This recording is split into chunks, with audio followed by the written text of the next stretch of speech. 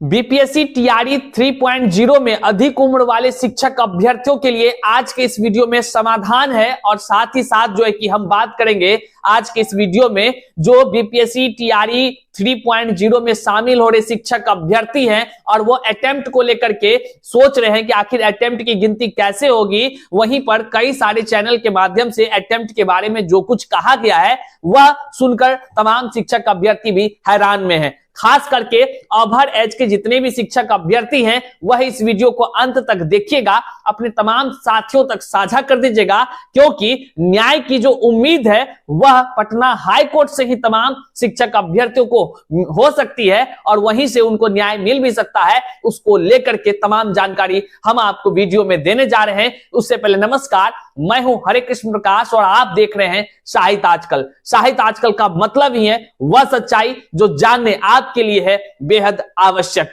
चलिए अपने तमाम साथियों तक साझा कीजिएगा। चैनल पर नए हैं तो सब्सक्राइब कर लीजिएगा और करते हैं सीधे मुद्दे की बात। साथियों, सबसे बड़ी एक जो समस्याएं निकलकर सामने आई वह यह आई कि तमाम जितने भी ओवर एज के शिक्षक अभ्यर्थी हैं, ओवर एज कहने का मतलब जिसका कि एज 37 से ज्यादा हो गया, उनको इस बार जो है कि बीपीएससी टीआरई 3.0 में शामिल होने का मौका नहीं दिया गया। बहरहाल तमाम शिक्षक अभ्यर्थी लगातार परेशान हो रहे हैं, हैरान हो रहे हैं, आश्चर्यचकित है आखिर उनको कैसे मौका मिलेगा। यही नहीं, वो सब सत्ताधिकारियों का दरवाजा को खटखटा चुके हैं, चाहे उप मुख्यमंत्री हो, चाहे शिक्षा मंत्री हो, जितने भी विधायक हैं, सांसद, सब के पास जा चुके हैं। अब ऐसा कोई नहीं बचा होगा जिनके पास वे तमाम शिक्षक अभ्यर्थी नहीं पहुंचे होंगे, जबकि सरकार को इस ओर ध्यान देनी चाहिए। सदन तक में आवाजें उठी लेकिन अभी भी राहत नहीं मिला है। वहीं पर बीपीएससी टीआरई 3.0 का एग्जाम होने की भी जो है कि नजदीक आ चुकी है। बहरहाल इस समय में तमाम शिक्षक अभ्यर्थी बड़ा ही व्याकुल है कि क्या अधिक उम्र वाले शिक्षक अभ्यर्थी को जिस प्रकार से टीआरई 1 में और टीआरई 2 में मौका मिला था, क्या उनको इस बार मौका नहीं मिलेगा?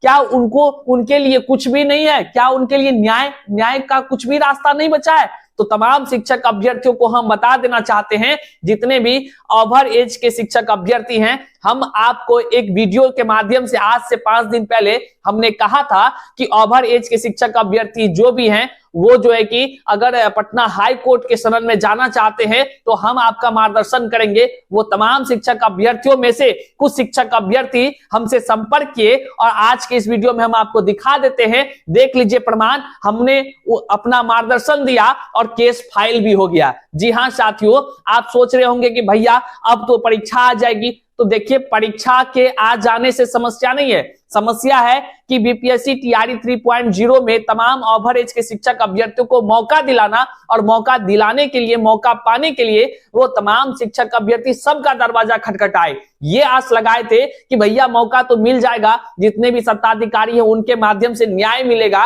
और जो है कि पुकार सुनेंगे और मौका दिलवा देंगे, लेकिन ऐसा कुछ नहीं हुआ। हम बार बार कहते थे इन तमाम शिक्षक अभ्यर्थियों को कि आप न्यायालय के शरण में जाइए, आप जो है कि न्यायालय का दरवाजा खटखटाइए, पटना हाई कोर्ट में रीट याचिका फाइल कीजिए, लेकिन जल्दी वो हमारी बातों पर ध्यान नहीं देते थे। क्यों? क्योंकि लगता था अरे ये तो जो ऐसे कह रहे हैं, इनके कहने से क्या हो जाता है। भैया इनके कहने से नहीं, ऐसे नहीं बोल रहे हैं। तमाम टीआरई 1 से तमाम चीजों को देखते आ रहे हैं। बीपीएससी टीआरई 1 में किस प्रकार से छूट दिलाया गया था आप देखे होंगे, जाने भी होंगे। बीपीएससी टीआरई 2.0 में जिस प्रकार से 2 दिन के लिए पोर्टल खुलवाया गया था, 2 दिन का मौका मिला था, बहुत सारे शिक्षक अभ्यर्थी लाभ भी उठाए और आज शिक्षक भी बन गए। बहरहाल तमाम शिक्षक अभ्यर्थी लगातार हमसे कहते रहे, लगातार जो है कि चैनल पर भी कमेंट करते रहे, आप वीडियो भी देखे होंगे या आई बटन में लगा दे रहे, देख लीजिए।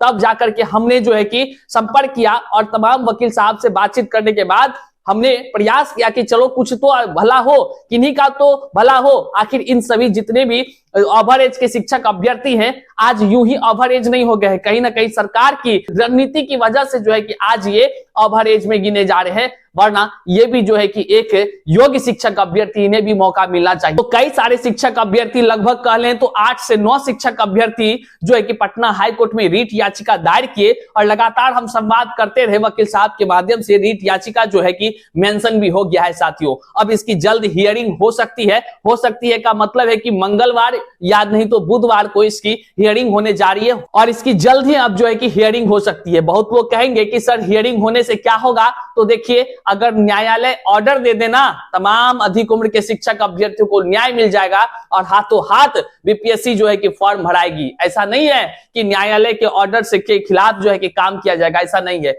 बस न्याय की जो है कि आस लगी हुई है तमाम शिक्षक अभ्यर्थियों का कि पटना हाई कोर्ट से कुछ न्याय मिल जाए। अब देखिए क्या कुछ होता है, आपको यहां हम स्क्रीन पर दिखा रहे हैं। देखिए कोर्ट कचहरी और केस की बातें हैं तो कुछ चीजों को हाइड करना पड़ता है, लेकिन आप यहां देख लीजिए हम केस नंबर जो है वहां हाइड कर दे रहे हैं, फाइलिंग नंबर हाइड कर दे रहे हैं और जो है कि कुछ डिटेल्स को हाइड की है। लेकिन अन्य चीजों को आप देखिए कि केस का जो फाइलिंग है ये 22 फरवरी 2024 को हमने करवा दिया था। वहीं पर केस जो मेंशन हो गया था, आप रजिस्ट्रेशन डेट यहां देख लीजिए 1 मार्च 2024, 1 तारीख को जो है कि मेंशन हो गया है साथियों। अब जो है कि 2 से 3 दिन के अंदर जो है कि इसका हियरिंग होगा और पटना हाई कोर्ट से तमाम अधिक उम्र के शिक्षक अभ्यर्थियों को न्याय की उम्मीद है और जो है कि कहीं ना कहीं पटना हाई कोर्ट तमाम अधिक उम्र के शिक्षक अभ्यर्थियों को न्याय देने का काम भी करेगी। देखिए तमाम शिक्षक अभ्यर्थियों का कर्तव्य है संघर्ष करना, आगे बढ़ना और जो है कि न्यायालय का शरण में जाकर के अपनी रीट याचिका दायर करके उनसे गुहार लगाना कि हुजूर हमको भी मौका दीजिए। ये तमाम शिक्षक अभ्यर्थियों का कर्तव्य है। लेकिन बहुत सारे शिक्षक अभ्यर्थी क्या करते हैं, घर में अपना चैन से रहेंगे और कहेंगे, खाली कमेंट में कहेंगे हमको न्याय दिला दीजिए, हमको न्याय दिला दीजिए। ऐसे नहीं होता है। मैं नहीं गया लेकिन मेरे माध्यम से जो है कि ये तमाम काम भी हो गई। और देख लीजिए ना, बहुत लोग घर बैठे सोचते ही रहते हैं कि केस होगा होगा होगा कि नहीं होगा। अब देख लीजिए, आपको यहां हम दिखा पा रहे हैं, देख लीजिए किसको किसको रिस्पोंडेंट बनाया गया है। आप यहां नीचे देखेंगे, वहां साफ शब्दों में आपको दिखेगा द एग्जामिनेशन कंट्रोलर TRE3। तो आप समझ गए होंगे कि ये सही चीज है। देखिए कुछ चीजों को गोपनीय रखते हैं तो बहुत सारे शिक्षक अभ्यर्थी सोचने लगते हैं अरे ये तो ऐसे होगा, फल्ला चिल्ला होगा, फर्जी होगा। साथियों लगातार संघर्ष किया जा रहा है और देखिए हमारा इरादा और हमारा उद्देश्य एकदम नेक है, क्योंकि तमाम ऐसे शिक्षक अभ्यर्थी जो कि आज अधिक उम्र के शिक्षक अभ्यर्थी बन गए हैं, वो अधिक उम्र के शिक्षक अभ्यर्थी नहीं है। कहीं ना कहीं सरकार की रणनीति ही इसकी एक वजह बनी है, क्योंकि जिस प्रकार से TRE1 और TRE2 में छूट दिया गया, कई सारे सब्जेक्ट का जो है कि स्टेट 2023 में सीधे लिया गया, तो आखिर वो कहां जाए, वो कहां जाए, उनको कहां मिला अटेम्प्ट जो 3 बार बीपीएससी के माध्यम से कहा गया था।